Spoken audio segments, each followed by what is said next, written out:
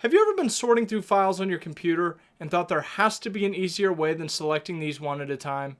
After all, if I have a stack of papers in the real world, I simply take the one out I want to do something with, address the problem, and go on to the next one. Well, good news for you, that's what we're talking about on Tech Tip Tuesday.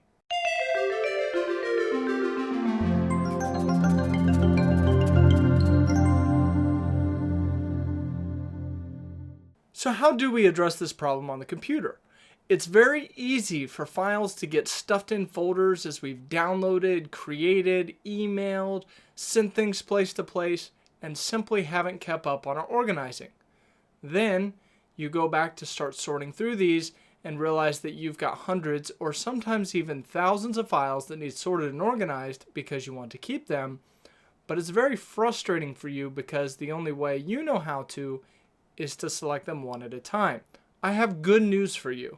There are several ways that we can select multiple files so that we can get them sorted much faster. We're going to go through 3 different scenarios. One, where all the files we want are neatly together in a list. The second one, where they're in a list but there are files that we don't want separating them. The third one's a little trickier. We're going to select a range and we're going to select some files that are outliers. Today you're going to be using the Shift key, you're going to be using the Control key, and those that we've used before we're going to use Control X for cut and Control V for paste.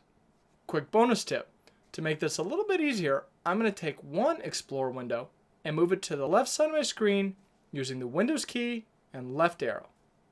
Then I'm going to open another File Explorer window and I'm going to move it to the other side of my screen using Windows key, right.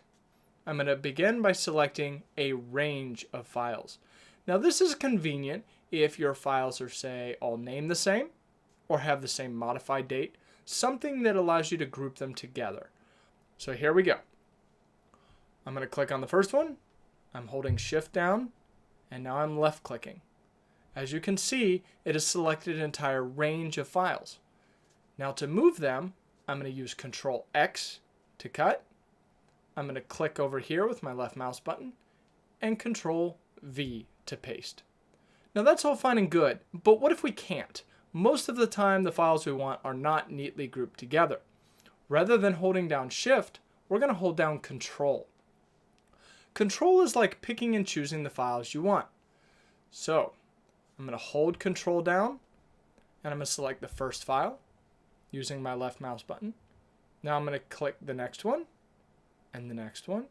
And as you can see, I can select as many files as I want that are not in any particular order or range, and it will keep them selected.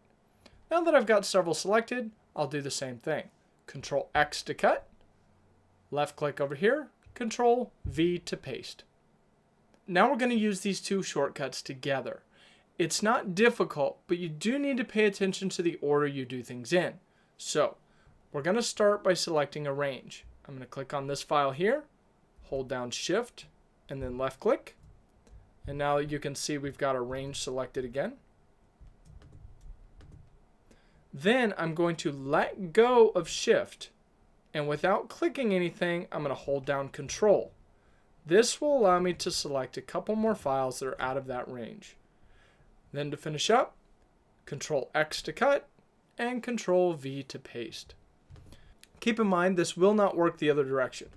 You're going to, if you try using Control, clicking a few, letting go, holding down Shift, you'll see that it only selects between the last one you did with the Control key and the most recent one with the Shift key. Start by selecting the range first and then go grab the outlying files. So now you know how to use the Control key for selecting individual files. You can use Shift for selecting ranges of files. You've been reminded on how to do cut and paste, and you've learned a bonus tip, which is using the Windows key and the arrow keys to move windows around on the screen.